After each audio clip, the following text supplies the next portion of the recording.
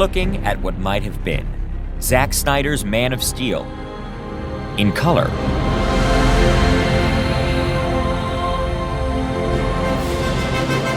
Man of Steel launched Superman into the age of modern superhero blockbusters. The movie delivered on big action, which was missing from previous Superman films.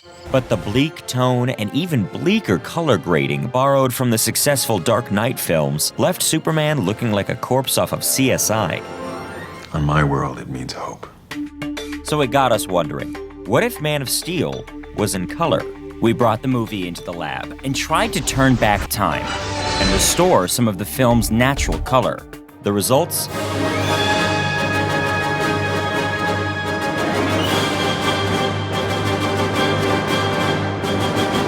Up top you see, believe it or not, the untouched film. We haven't altered that in any way. And below is Videolab's color restoration. What's apparent is that hidden under all that darkness and desaturation is a Superman movie that looks like Superman. Zack Snyder had a beautiful-looking movie. So what went wrong? We know from set photos that the Superman costume is actually bright red and blue. The colors were there until post-production, when they decided on this dark aesthetic. In a way, it's hard to blame them.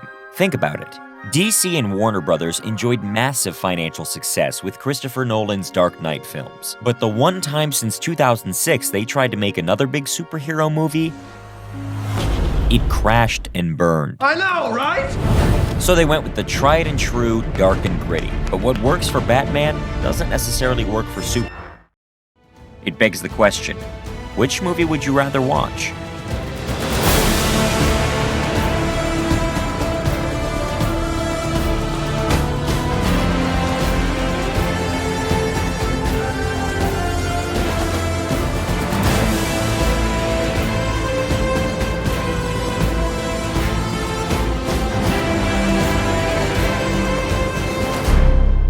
One thing is for certain. The colorists working on Man of Steel's sequel, Batman vs. Superman, which comes out March 2016, might be smart to leave that color alone. At least when it comes to Superman. After all, Batman is in that movie, so they can have their cake and eat it too. It would actually be a nice visual contrast for the characters. Batman vs. Superman is taking inspiration from Frank Miller's The Dark Knight Returns, isn't it? Well, look at Superman there. The bottom line? Superman should fly in blue skies, not gray ones.